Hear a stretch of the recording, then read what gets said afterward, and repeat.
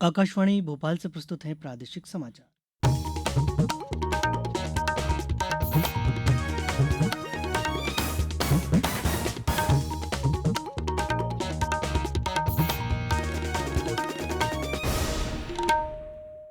नमस्कार, समाचारों के साथ मैं रत्नेश सोनी। सबसे पहले मुख्य समाचार।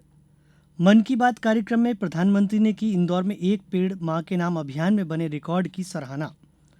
देश में पहली बार आयोजित वैश्विक सहकारी सम्मेलन का प्रधानमंत्री कल करेंगे उद्घाटन। मुख्यमंत्री आज से यूके और जर्मनी के दौरे पर निवेशकों और उद्योगपतियों के साथ करेंगे चर्चा। और प्रदेश में सर्दी का असर बढ़ा। भोपाल में 36 साल का रिकॉर्ड टूटा। पचमढ़ी में पारा 5.8 डिग्री सेल्सियस तक पहुंचा। अब समाचार विस्तार से। आकाशवाणी पर आज मन की बात कार्यक्रम में प्रधानमंत्री नरेंद्र मोदी ने एक पेड़ मां के नाम अभियान के अंतर्गत इंदौर में पेड़ लगाने के बने रिकॉर्ड का उल्लेख करते हुए कहा कि मध्य प्रदेश के इंदौर में अभियान अंतर्गत 24 घंटे में 12 लाख से ज्यादा पेड़ लगाए गए। मध्य प्रदेश के इंदौर में एक पेड़ मां के नाम अभियान के तहत पेड़ लगाने का रिकॉर्ड बना है। यहाँ 24 घंटे में 12 लाख से ज्यादा पेड़ लगाए गए। इस अभियान की वजह से इंदौर की रेवती हिल्स के बंजर इलाके अब ग्रीन जोन में बदल जाएंगे। प्रधानमंत्री श्री मोदी ने डिजिटल क्रांति में बुजुर्गों को भागीदार बनाने के लिए युवाओं द्वारा की जा रही पहल के अंतर्गत भोपाल के महेश का उल्लेख करते हुए कहा कि उन्होंने अपने मोहल्ले के कई बुजुर्गों को मोबाइल के माध्यम से पेमेंट करना सिखाया है। इन बुजुर्गों के पास स्मार्टफोन तो था, लेकिन इसका सही उपयोग बताने वाला कोई नहीं था। प्रधानमंत्री श्री मोदी ने आह्वान किया कि बुजुर्गों को डिजिटल अरेस्ट के खतरे से बचाने के लिए भी युवा आगे आए। बुजुर्गों को डिजिटल क्रांति में भागीदार बनाने के लिए भी आगे आ रहे हैं। भोपाल के महेश ने अपने मोहल्ले के कई बुजुर्गों को मोबाइल के माध्यम से पेमेंट करना सिखाया है। इन बुजुर्गों के पास स्मार्टफोन तो था, लेकिन उसका सही उपयोग बताने वाला कोई नहीं था। बुजुर्गों को डिजिटल अरेस्ट के खतरे से बचाने के लिए भी युवा आगे आए हैं। मन की बात कार्यक्रम में प्रदेशवासियों की सराहना किए जाने को मुख्यमंत्री डॉक्टर मोहन यादव ने गर्व और प्रेरणा का विषय बताया है। मुख्यमंत्री ने मुंबई प्रवास के दौरान प्रधानमंत्री श्री मोदी के मन की बात कार्यक्रम के 116वां संस्करण सुना। उन्होंने कहा कि प्रधानमंत्री के मन की बात कार्यक्रम से सदैव कुछ नया करने की प्रेरणा मिलती है। इस बीच एक पेड़ मां के नाम अभियान में इंदौर द्वारा बनाए गए रिकॉर्ड का उल्लेख प्रधानमंत्री द्वारा किए जाने से शहर वासियों में उत्साह का माहौल है। इंदौर के सांसद शंकर लालवानी ने प्रधानमंत्री का आभार जताते हुए कहा कि इंदौर शहर प्रधानमंत्री के हर आह्वान पर उनके साथ हो जाता है। माननीय प्रधानमंत्री जी ने आज मन की बात में इंदौर के एक पेड़ माँ का जिक्र किया। ये हम सब के लिए, इंदौर वासियों के लिए बहुत सौभाग्य की बात है। इंदौर जब प्रधानमंत्री जी कोई आह्वान करते हैं तो इंदौर की जनता उनके साथ हो जाती है। स्वच्छता का अभियान जब शुरुआत प्रधानमंत्री जी ने की थी और वृक्षारोपण में भी एक पेड़ माँ के नाम का जो माननीय प्रधानमंत्री जी ने घोषणा की थी, आह्वान किया था, उस आह्वान को इंदौर की जनता ने 12 लाख से ज्यादा पेड़ लगाकर एक नया इतिहास बनाया है। और आने वाले समय में हरियाली को लेकर, पर्यावरण को लेकर हम और आगे बढ़ेंगे और वृक्षारोपण करेंगे। क्लीन इंदौर है, आने वाले समय में ग्रीन इंदौर भी होगा। मन की बात कार्यक्रम में प्रधानमंत्री ने युवाओं से राजनीति में शामिल होने का आग्रह किया है। श्री मोदी ने कहा कि ऐसे 1 लाख युवाओं को राजनीति से जोड़ने के लिए देश में कई विशेष अभियान चलाए जाएंगे। श्री मोदी ने अगले वर्ष स्वामी विवेकानंद की 162वीं जयंती पर दिल्ली में विकसित भारत युवा नेतृत्व संवाद आयोजित करने की घोषणा की। प्रधानमंत्री ने कहा कि देश में भारत की प्राचीन समुद्री क्षमता से जुड़े साक्ष्यों को संरक्षित करने का अभियान भी चल रहा है। इसके अंतर्गत लोथल में एक बड़ा संग्रहालय भी बनाया जा रहा है। श्री मोदी ने गोरैया के बारे में बात करते हुए कहा कि जैव विविधता को बनाए रखने में गोरैया की प्रमुख भूमिका है।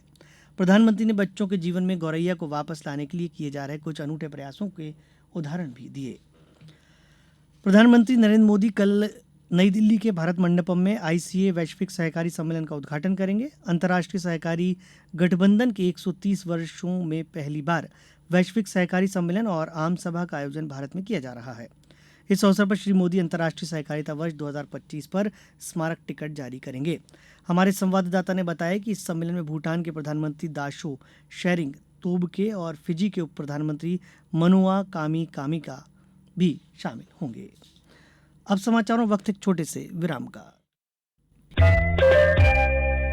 ये समाचार आप आकाशवाणी मध्य प्रदेश से सुन रहे हैं। हमारे समाचारों को अब आप कभी भी और कहीं भी अपनी सुविधा के अनुसार सुन सकते हैं। ये समाचार बुलेटिन YouTube, X प्लेटफॉर्म और Facebook पर AIR न्यूज भोपाल पेज पर सुने जा सकते हैं। इसके अलावा आप हमारी वेबसाइट newsonair.gov.in पर अथवा न्यूज ऑन AIR ऐप पर भी समाचार सुन सकते हैं।